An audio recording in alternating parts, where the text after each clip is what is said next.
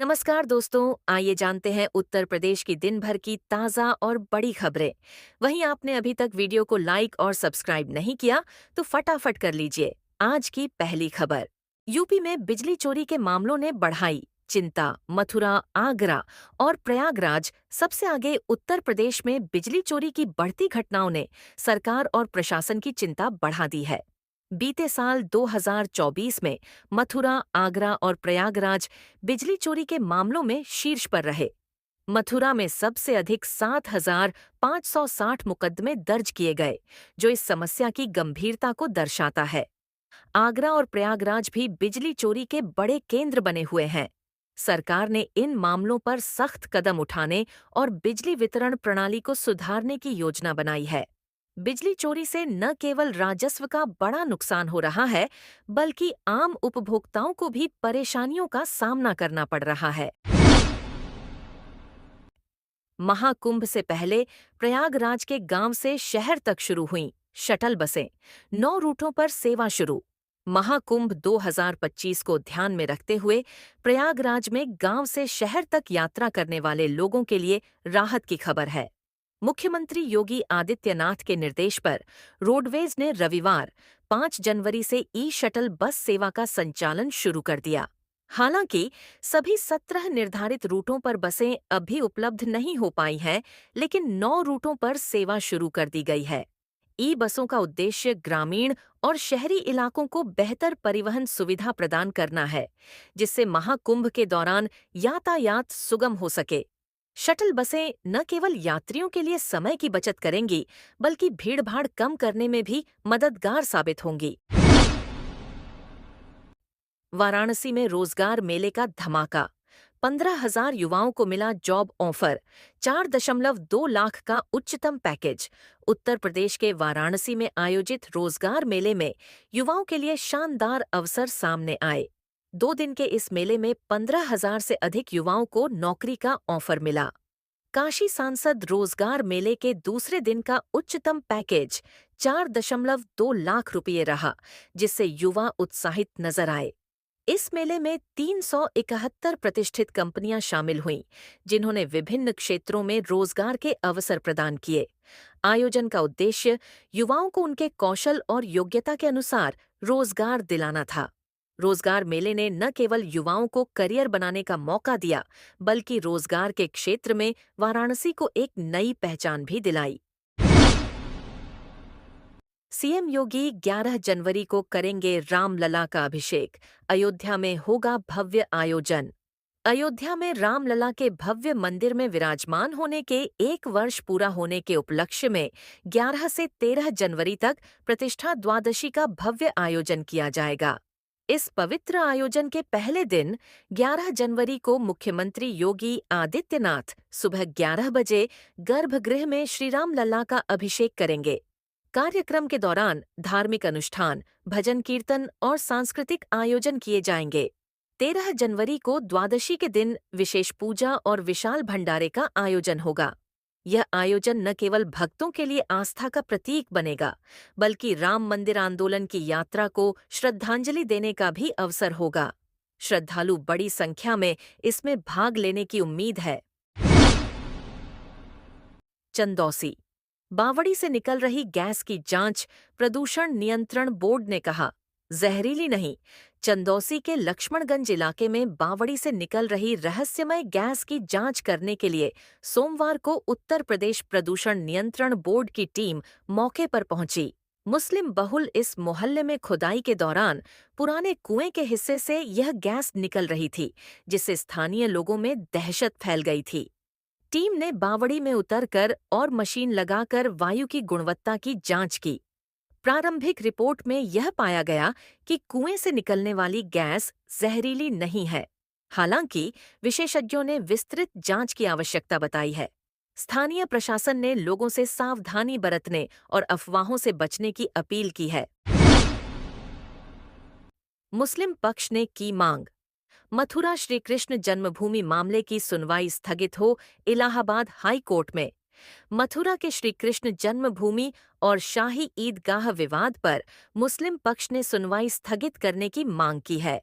मुस्लिम पक्ष ने दलील दी कि सुप्रीम कोर्ट में वारशिप एक्ट की वैधता को लेकर याचिका विचाराधीन है और शीर्ष अदालत ने सभी धार्मिक स्थलों से जुड़े मामलों में अंतरिम आदेश देने पर रोक लगाई है। हिंदू पक्ष ने इस मांग का कड़ा विरोध करते हुए सुनवाई जारी रखने की अपील की।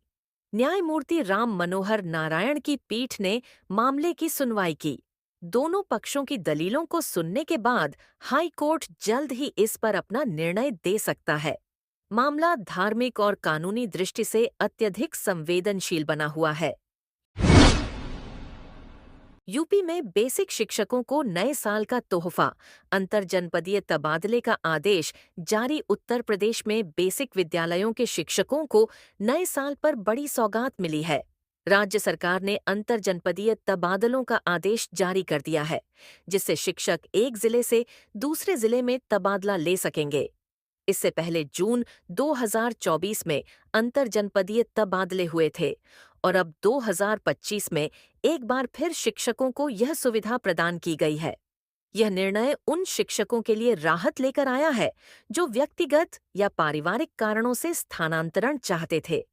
शासनादेश में शिक्षकों को परस्पर स्थानांतरण का मौका दिया गया है। शिक्षा विभाग के अधिकारियों ने स्पष्ट किया है कि इच्छुक शिक्षक जल्द ही आवेदन प्रक्रिया शुरू कर सकते हैं। इस कदम से न केवल शिक्षकों की समस्याओं का समाधान होगा, बल्कि शिक्षा प्रणाली को भी मजबूती मिलेगी।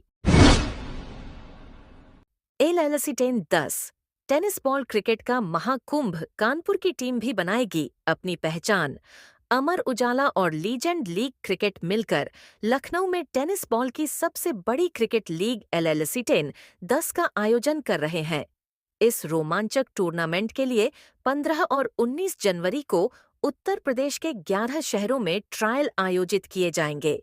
कानपुर की टीम भी इस लीग में हिस्सा लेगी, जिसमें पूर्व क्रिकेटर सुरेश रैना मेंटर की भूमिका निभाएंगे। लीग खिलाड़ियों को राष्ट्रीय स्तर पर पहचान बनाने का शानदार मौका देगी। ट्रायल पास करने वाले खिलाड़ियों का बेस प्राइस 25,000 रुपये तय किया गया है। विजेता टीम को 10 लाख रुपए और उपविजेता टीम को 5 लाख रुपए का इनाम मिलेगा। साथ ही मैन ऑफ द सीरीज को चमचमाती कार और 9 उत्कृष्ट खिलाड़ियों को एथर इलेक्ट्रिक बाइक प्रदान की जाएगी। सनातन रक्षक दल ने किया शंखनाद, बोला जोर से बोलो मंदिर खोलो। वाराणसी के गोदौलिया चौराहे पर आज शंखनाद करती महिलाओं ने सभी को हैरान कर दिया। सनातन रक्षक दल द्वारा आयोजित इस प्रदर्शन का मुख्य उद्देश्य मंदिरों को लेकर प्रशासन और अधिकारियों को जागरूक करना था। प्रदर्शनकारी महिलाओं ने जोर से बोलो मंदिर खोलो का नारा लगाते हुए यह संदेश दिया कि मंदिरों को मुक्त किया जाए और उनका प्रशासनिक नियंत्रण सुनिश्चित किया जाए। हाल ही में मदनपुरा इलाके में एक शिव मंदिर मिलने के बाद से इस तरह के आयोजनों की संख्या बढ़ गई है, जहां आजादी की मांग भी उठाई गई थी। प्रदर्शनकारियों का कहना है कि धार्मिक स्थलों की रक्षा और उनकी स्वतंत्रता को सुनिश्चित करने के लिए ऐसे प्रदर्शन महत्वपूर्ण हैं। बरेली में परसाखेड़ा आवासीय योजना का विस्तार, 7 गांवों से ली जाएगी जमीन। बरेली में लैंड पूलिंग स्कीम के तहत प्रस्तावित परसाखेड़ा आवासीय योजना अब 12 सेक्टरों में विकसित होगी। आवास विकास परिषद के अभियंता साइट प्लान को अंतिम रूप दे रहे हैं। पहले यह योजना ट्यूलिया और धंतिया तक सीमित थी, लेकिन अब नए साल में इसे हमीरपुर, वोहित, मिल्क इमामगंज, बल्लिया और फरीदापुर रामचरण गांवों तक विस्तारित किया जाएगा। इन गांवों के किसानों से सहमति पत्र भरवाए जाएंगे ताकि जमीन प्राप्त की जा सके। इस योजना के तहत विकसित क्षेत्र में बेहतर आवासीय सुविधाएं और इंफ्रास्ट्रक्चर प्रदान किया जाएगा, जिससे बरेली के शहरी विकास को नया आकार मिलेगा। डीजीपी के नाम पर फर्जी इंस्टाग्राम और यूट्यूब चैनल चलाने वाला गिरफ्तार। 80,000 रुपये ऐंठे सहारनपुर के नांगल के साधारण सियर गांव निवासी अमित कुमार को साइबर क्राइम सेल ने गिरफ्तार किया है। अमित कुमार ने डीजीपी प्रशांत कुमार के नाम पर फर्जी इंस्टाग्राम आईडी और यूट्यूब चैनल बनाकर लोगों से पैसे ऐंठे थे। उसने हाल ही में जयपुर में हुए हादसे के नाम पर फर्जी तरीके से पैसे मांगे थे और करीब 80,000 रुपए उगाह लिए थे। आरोपी को सहारनपुर से गिरफ्तार किया गया, जहां उसने इस जालसाजी को अंजाम दिया। पुलिस अब आरोपी से पूछताछ कर रही है ताकि इस मामले में और तथ्यों का खुलासा हो सके। ओयो ने मेरठ में लागू की नई नीति, अब अविवाहित जोड़ों को नहीं मिलेगी। एंट्री ओयो होटलों में ठहरने की योजना बना रहे अविवाहित जोड़ों के लिए एक बुरी खबर आई है। ओयो ने मेरठ से अपनी नई नीति लागू की है, जिसके तहत अब अविवाहित जोड़ों को होटल में चेक इन की अनुमति नहीं होगी। इसका मतलब ये है कि अब ओयो होटल में केवल पति पत्नी ही ठहर सकते हैं, जबकि अविवाहित जोड़ों को होटल के कमरे में एंट्री नहीं मिलेगी। यह फैसला सुरक्षा और अन्य कारणों से लिया गया है और ओयो कंपनी ने अन्य शहरों में भी इस नीति को लागू करने का संकेत दिया है। महाकुंभ जाने का शानदार मौका, रोडवेज। बस अब आपके दरवाजे तक महाकुंभ जाने के इच्छुक श्रद्धालुओं के लिए एक बेहतरीन सुविधा प्रदान की जा रही है। यदि आपके गांव, मोहल्ले, कॉलोनियों या अपार्टमेंट में 40 से 50 लोग एकत्रित हैं और वह महाकुंभ जाना चाहते हैं, तो रोडवेज बस अब आपके दरवाजे तक आएगी। उत्तर प्रदेश राज्य सड़क परिवहन निगम के वाराणसी परिक्षेत्र द्वारा यह सुविधा शुरू की गई है। श्रद्धालु 13 जनवरी के बाद रोडवेज की एसी और साधारण बस की बुकिंग कर सकते हैं। बस बुकिंग की जानकारी 24 घंटे पहले कैंट बस स्टेशन के वरिष्ठ केंद्र प्रभारी और एआरएम को देनी होगी। ये सुविधा श्रद्धालुओं को महाकुंभ तक आराम से और सुरक्षित यात्रा का अवसर प्रदान करेगी। कुंभ स्नान करने जा रहे साधु से लूट, स्कॉर्पियो चालक लेकर भागा 85,000 रुपए और मोबाइल छतरपुर से प्रयागराज जा रहे एक मंदिर के पुजारी से लूट का मामला सामने आया है।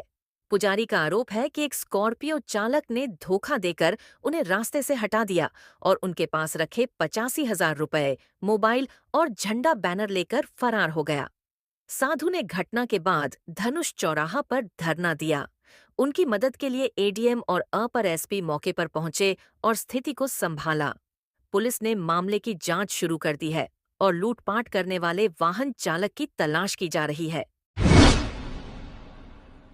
गंगा में नहाते समय बड़ा हादसा, एक ही परिवार के 4 लोग डूबे, एक की मौत, 2 की तलाश जारी। गंगा में नहाते समय एक ही परिवार के 4 सदस्य डूब गए, जिसमें एक की मौत हो गई और बाकी 2 की तलाश जारी है। यह हादसा उस समय हुआ जब जेके मिश्रा के परिवार के लोग शुद्ध कार्यक्रम के लिए गंगा नदी में स्नान करने गए थे। बताया जा रहा है कि जेके मिश्रा के पिता मनमोहन मिश्रा की 10 दिन पहले मौत हो गई थी और इस अवसर पर परिवार के लोग गंगा में स्नान के लिए पहुंचे थे। गहरे पानी में जाने के बाद वे डूबने लगे और 4 में से एक की मौत हो गई। पुलिस और बचाव टीम मौके पर पहुंच चुकी है और बाकी 2 लापता व्यक्तियों की तलाश की जा रही है। नाली निर्माण को लेकर 2 पक्षों में विवाद, लात घूंसे और पत्थराव में महिला सहित 5 घायल। सहारनपुर के थाना नागल क्षेत्र में नाली निर्माण को लेकर 2 पक्षों के बीच विवाद बढ़ गया और यह मारपीट और पत्थराव में बदल गया। इस घटना में एक महिला समेत 5 लोग घायल हो गए। दोनों पक्षों के बीच जमकर लात घूंसे चले और पत्थराव हुआ। घटना की सूचना पुलिस को सोशल मीडिया पर वायरल हुए एक वीडियो के जरिए मिली। पुलिस ने तत्काल मौके पर पहुंचकर स्थिति को शांत किया और आरोपियों के खिलाफ मुकदमा दर्ज किया। पुलिस अधीक्षक देहात सागर जैन ने बताया कि पुलिस अब घटना की जांच कर रही है और दोषियों के खिलाफ कड़ी कार्रवाई की जाएगी। अयोध्या हार का बदला लेगी। बीजेपी मिल्कीपुर उपचुनाव के लिए बनाई सटीक रणनीति। सीएम योगी की अगुवाई में उतरी 6 मंत्रियों की टीम। मिल्कीपुर उपचुनाव में बीजेपी ने माइक्रो मैनेजमेंट की रणनीति अपनाई है ताकि इस बार सीट पर जीत हासिल की जा सके। पार्टी ने बूथ स्तर पर टोलियां बनाकर जनता से सीधा संवाद और जनसंपर्क करने पर जोर दिया है। मुख्यमंत्री योगी आदित्यनाथ ने सभी मंत्रियों को यह निर्देश दिया है कि वे हर बूथ से लेकर गांव-गांव जाकर जनता से संपर्क करें और सरकार की नीतियों के बारे में उन्हें समझाएं। इस उपचुनाव में 6 मंत्रियों की टीम को उतारा गया है, जो मिल्कीपुर क्षेत्र में चुनाव प्रचार करेगी। पार्टी का उद्देश्य अयोध्या में हुई पिछली हार का बदला लेना है और इस बार अपनी पकड़ मजबूत करना है। चीखती चिल्लाती जमीन पर गिरी छात्रा। अमरोहा में एक हैरान कर देने वाली घटना सामने आई है, जहां एक सिर फिरे युवक ने बीच सड़क पर एक छात्रा का गला दुपट्टे से घोंटने की कोशिश की। घटना उस समय हुई जब छात्रा सड़क पर चल रही थी और युवक ने अचानक हमला किया। छात्रा ने अपनी जान बचाने के लिए लंबे समय तक संघर्ष किया, लेकिन युवक ने अपनी टांगों से दबाकर और दुपट्टे से गला घोंटकर उसे जमीन पर गिरा दिया। छात्रा के चीखने चिल्लाने के बावजूद आरोपी ने उसे छोड़ने की कोशिश नहीं की। इस दौरान कुछ लोग मौके पर पहुंचे और युवक को रोकने में कामयाब रहे। पुलिस ने मामले की जांच शुरू कर दी है और आरोपी की तलाश जारी है। संभल हिंसा, एक और महिला गिरफ्तार। मकान की छत से पुलिस पर बरसा रही थी। पत्थर संभल में हुई हिंसा के मामले में एक और महिला की गिरफ्तारी हुई है। यह महिला हिंसा के दौरान मकान की छत से पत्थरबाजी कर रही थी और पुलिस पर ईंटें बरसा रही थी। आरोपी महिला का नाम जिक्रा है और पत्थरबाजी करते हुए उसका वीडियो सोशल मीडिया पर वायरल हो गया था। पुलिस ने उसे पकड़कर गिरफ्तार कर लिया है। इस घटना के बाद पुलिस ने हिंसा से जुड़े अन्य आरोपियों की तलाश तेज कर दी है और मामले की जांच जारी है। फिरोजाबाद, मुस्लिम बहुल इलाके में 30 साल बाद खुला शिव मंदिर। जिला प्रशासन ने खोला ताला। फिरोजाबाद के एक मुस्लिम बहुल इलाके में स्थित शिव मंदिर का ताला जिला प्रशासन ने 30 साल बाद खोला है। ये मंदिर लगभग 60 साल पुराना है और कई दशक पहले इसके मालिक ने पलायन कर लिया था, जिसके बाद इस पर कोई दावा नहीं किया गया था। मंदिर के ताले को खोलने के बाद इलाके के लोग इसे देखने के लिए एकत्रित हुए। प्रशासन का कहना है कि यह कदम इलाके के धार्मिक सौहार्द को बढ़ावा देने के लिए उठाया गया है। अब इस मंदिर के पुनर्निर्माण और पूजा अर्चना की प्रक्रिया शुरू करने की योजना है।